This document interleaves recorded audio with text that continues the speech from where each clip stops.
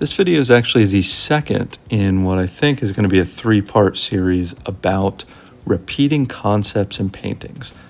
Obviously, if you've seen any of these videos, this is something that I do a lot. I find something that I'm interested in and I just beat it into submission. I do things over and over again. In the first video of this series, I talked about repeating concepts because I'm bad at them. So something that I'm weak at, that I want to improve on, I will just run it into the ground. What I talked about in the previous video is natural sitting poses. That's something that I just wasn't great at early on, and I'm still not super great at it. So it's a concept that I repeat often in videos because I want to be better at it. I want to be able to render a subject in a relaxed pose that looks like they're just sitting relaxed.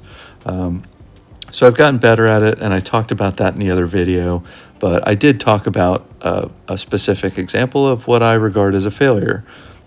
What I had in mind didn't work, and that's okay. I talked about how that's okay. So in this one, though, I want to talk about repeating concepts just because they're fun. That's another thing that is important as an artist. Like, obviously, this is something, especially if you do it as a hobby, this is something that you should enjoy. You should get joy out of it. And the painting I have on screen is an example of exactly what I'm talking about here. Concepts that I like. I have talked about in many videos. I'm a huge fan of The Joy of Painting. I've probably watched every episode at this point. I watch it pretty often on like Roku and Pluto TV. Like, they have a free Bob Ross channel that just has it 24/7, so I'm always watching that just in the background sometimes. But one of the things that I love just from all that watching, I love nature scenery. I love painting water and trees and mountains, and it's just a lot of fun. I love painting people more, but I like putting nature scenes behind them. Bringing those two things together is just something that I really think is fun. So in a lot of the paintings that I do, I will throw some water back there, or I'll throw some trees.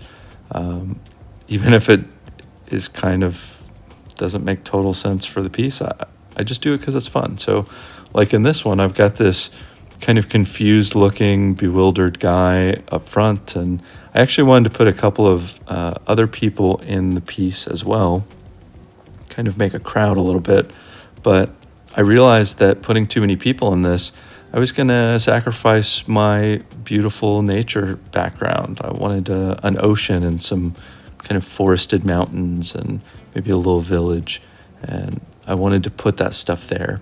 And I realized just too many people, I wouldn't be able to do it. So I kind of changed my plan right at the beginning, spur of the moment, and just stuck with more so the nature stuff. Again, just because it's fun. I wanted to practice people, but had to add some nature. So, repeating concepts doesn't always have to have a mission or a goal or an end result that you're trying to do. You could just do it for the pure joy of it. And I think that's kind of what this is all about.